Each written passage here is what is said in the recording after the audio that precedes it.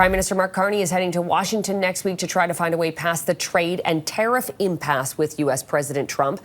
The Prime Minister's office issued a statement today saying Prime Minister Carney will be meeting President Trump at the White House on Tuesday. The visit, Carney's second as Prime Minister, comes as the two countries are locked in a protracted trade war. Also hanging over that meeting, Trump's repeated rhetoric on Canada becoming the 51st state. Sources also tell CTV News that the Canadian side is optimistic that this meeting between U.S. President Donald Trump and Prime Minister Mark Carney is going to lead to an agreement, specifically an agreement to reduce steel and aluminum tariffs, not auto tariffs. So specifically, the Canadian side is seeking a reduction on steel and aluminum tariffs.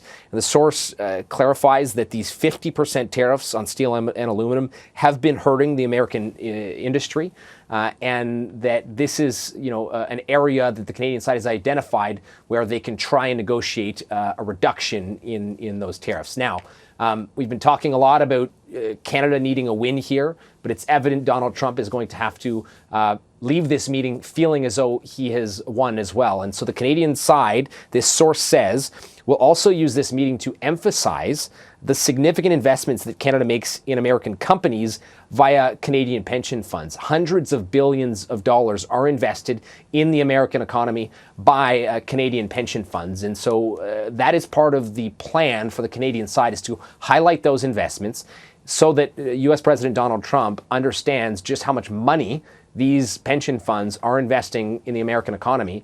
And that is something that he'll be able to, they're hoping, see as a win and allow for them to also get a win when it comes to reducing tariffs on steel and aluminum.